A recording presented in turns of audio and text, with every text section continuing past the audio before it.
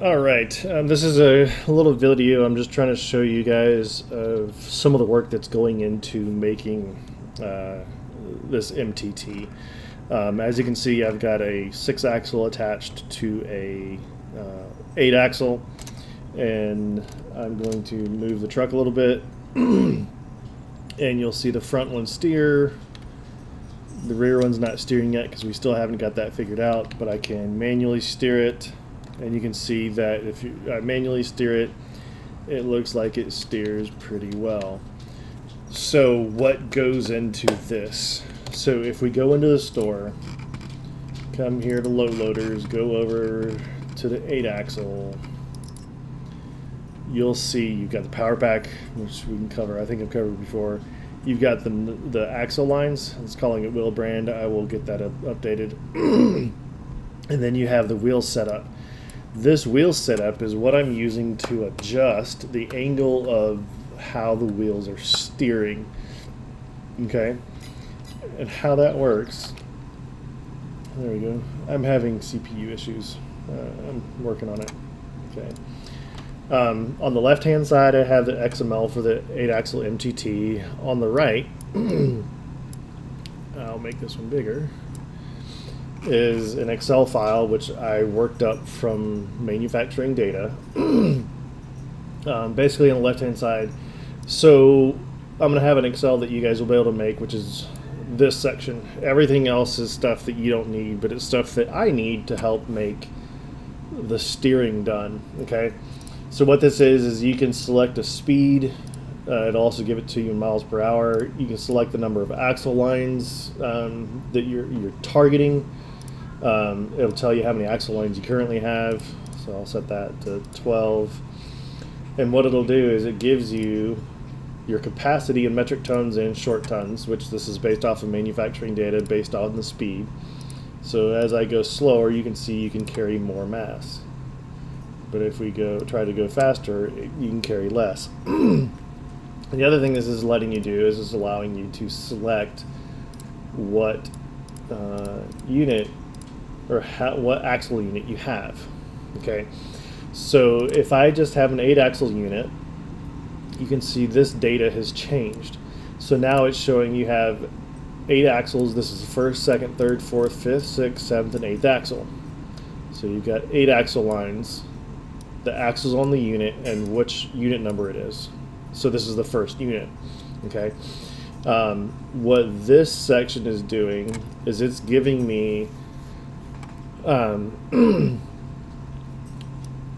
angle that the inside and outside wheel will be going at, and the steering scale I need to be able to match and get it to match upright.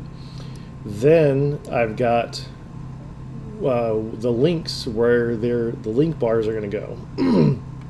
And this gives me the X and Z coordinate for where those parts need to go. So what that does is if we go, I'm going to scroll up through these. Okay, so here we have the 8-axle setting, right?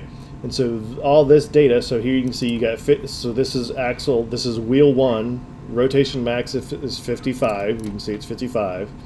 Rotation min is 43.79, and that's 43.79 right there. Not needing it that big. Okay. This is the right axle, so it's opposite. So when it's steering left, that's when it's at the outside, and when it's steering right, it's on the inside. And so you can see I'm updating all these for every single tire or every single wheel. And then down here we have the links. And so what you got this data. So you got the link start, so these are all the links, and so it's figuring out which links are actually being used. Length isn't changing, so those are staying the same. And then you have where those link bars end, which is these parts, right? So the current one that I'm working on is 282, so 12 axles. You can do an 8 and 4, 8, 2, 2, that'll all give you 12 axles. Or you can do 2, 8, 2, or 4 and 8, or 2, 2, 8. All those give you the same axles. And so what I'm trying to do is get all the different combinations and steerings that we can possibly do to try to get it to work right if you put them in any sort of situation. Notice though, so let's say I did 8, 2, and 2, so that's 12. You can see I've got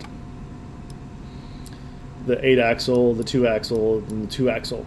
So this is giving everything, all the data for it, even the links based off of that. You'll notice that, so if this is the first axle on it, it's 55 and 47.44.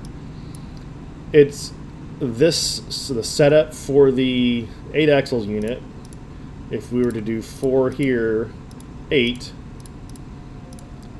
it's 12 axles, you have 2, 2 in the front. This is basically the 8 axle just in reverse.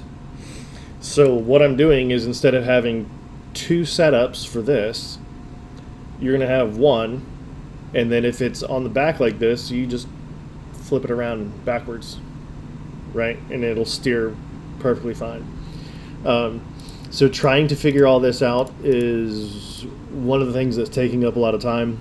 I'm still trying to do more models for it, for the adapters and things like that. So I've now got, so let's see, we've got gooseneck, still got to figure out why I can't get it to show up. You got the drawbar mount, you got a front bolster, rear bolster, front bridge bolster, rear bridge bolster.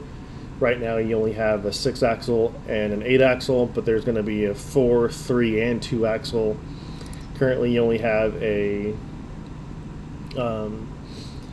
8 axle spacer, intermediate spacer. You'll have a 6 and a 4 as well. You've got a SPMT hook coupler that's attached to the deck that looks like this. You've got a modular deck. So let's see, maybe show it to where you can see it a little bit. Maybe not quite that bright. There we go. So you can do the front adapter as a deck to deck, a deck to the MTT, or a deck to the hook coupler. On the back, you can do deck to deck or deck to MTT. You can adjust. Well, this should be adjusting the size. I guess I don't have that set up quite right yet. Or maybe I've been making adjustments to make things work better. But this should be changing the length. You got 6, 9, and 12. So basically you just add 8 axles for this, or 4 or 6 axles to get the steering correct. So that's why it's taking a long time. It's a lot of detail work. There's a lot going into it for you guys. So that's all. I hope you guys are being all right. Take care.